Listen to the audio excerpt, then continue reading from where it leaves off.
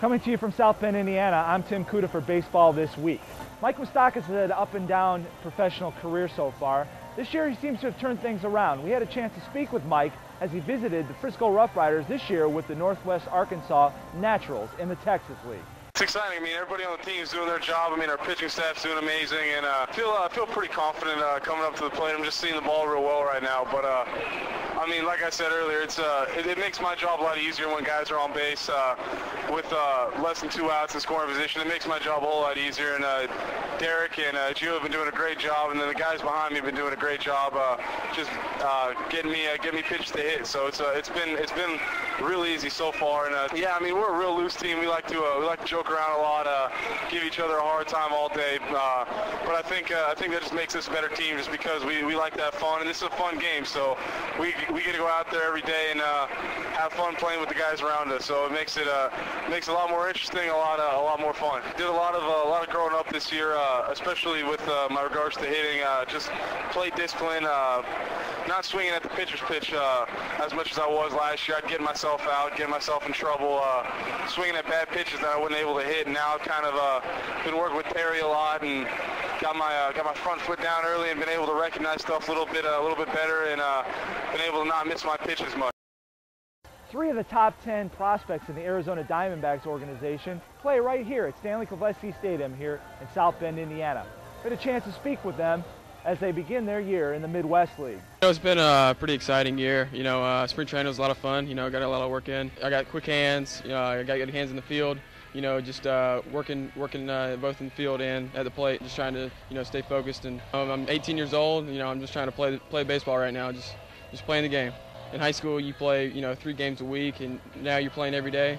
You got to stay focused and bring your A game every day. Midwest League, it's a lot of fun. A lot of good teams. It's a really good league. A lot of good pitching, a lot of good hitting. There's a lot of talent in this league. First full professional season. How was spring training this year? How did that go? How are you adjusting to playing baseball every day?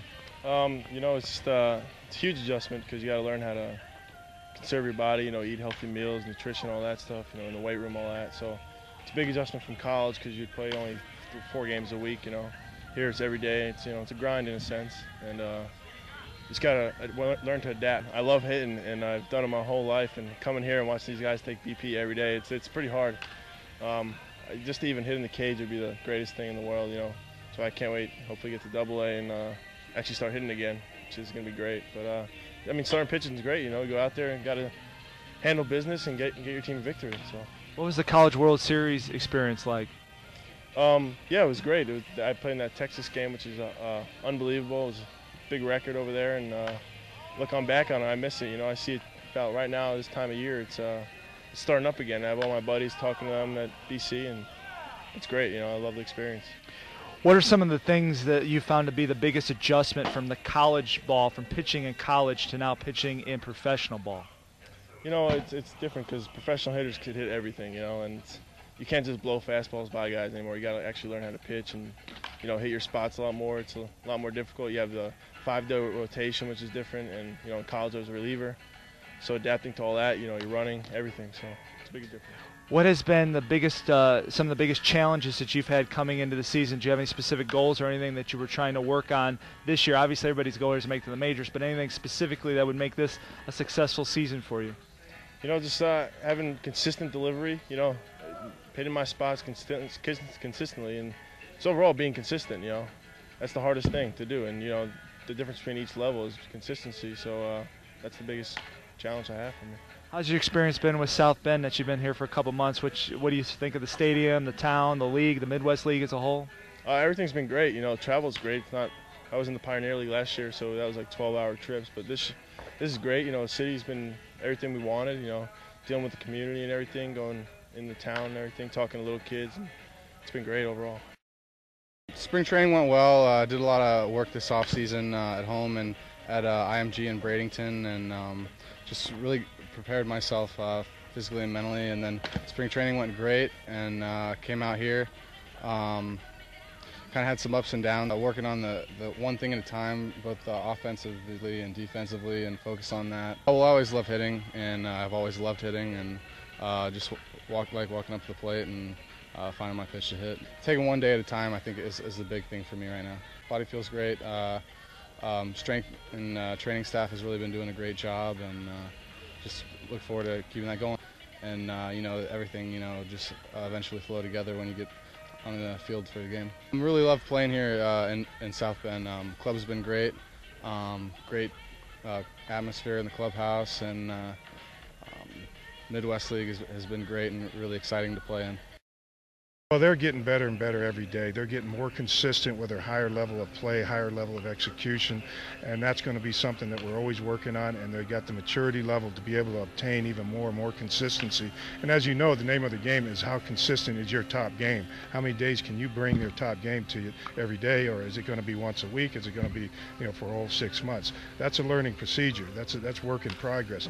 And I think they've got the capacity and the intestinal fortitude to be able to do that, and I'm seeing it getting better and better. Just their preparation and before games and how to execute during games. It's getting better and better, more consistent. They're young, good players, and you got to realize that they're coming out and there's a level of discipline that they've got to obtain.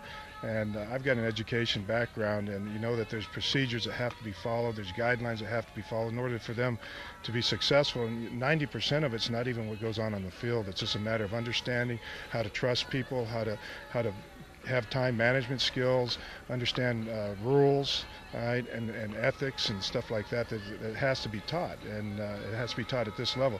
I feel at this level here, we create the future stars of tomorrow, and whatever habits they create in a negative sense are what we give them at this level. So we try to teach them that, hey, that our heroes are going to be someone that everybody respects and everybody looks up to, because not how they play, but what kind of person they are. There's the biggest thing with AJ and our upper level management, Josh Byrne and everybody else, is communication, and we're going to communicate no matter what. So Mike Berger's an outstanding communicator. He's new in the system, different type of person, but he's an outstanding communicator. And my feelings are, and the organization, as long as we're communicating, everybody's going to be on the same page, and that's 90% of going to be our success. And I see us doing a lot of things. I see AJ Hinch being a great manager. He already is. He's even going to be better because of his ability to communicate. And Josh Burns is an outstanding communicator. So we all have a voice, and that's going to be beneficial as these guys develop and making sure we get the right guy in the right spot. So my theory is this: if you work hard, you practice hard, I've never seen anybody get worse. Sal Fasano was the epitome of journeyman in his major league career as he played for numerous major league teams. Now Sal is trying his hand in a new trade, managing in the Midwest League for the Toronto Blue Jays and the Lansing Lugnut. Just 2 years ago, you were playing in the bigs. What's been the biggest transition from being a player to now being a manager in the minor leagues? Well, I guess the biggest transition is, in the past you always worried about yourself, but now you have 27 kids to worry about, so it's a little bit different because your time is more spent teaching rather than focusing on how I can get my own game better. And you played with a variety of different teams under a variety of different managers. Was there any one manager or a couple managers that specifically you look at now as we'll call mentors, or things that you took from them now that you're a manager yourself? Well, I don't think there's one individual guy that did it. I think it was more of a combination of all of them. I think everybody had something good to offer, and whether I can apply what they had to offer for me, I do my best to do that. But for the most part, you just try to be the guys who were really good with the players are the guys that I really enjoyed. I know, like, when my time in Oakland with Art Howell, was great because he truly cared about the guys and the guys cared about him, and I thought that was a pretty good relationship. And obviously Torrey and Sosha were great, even Bob Boone, my first manager, and with the enthusiasm that Buddy Bell had. There was just, everybody had something good to offer. Now, you mentioned about being concerned for 27 other players. Has there been any other challenges that you can express that now that you're managing stuff that you didn't expect when you took the job?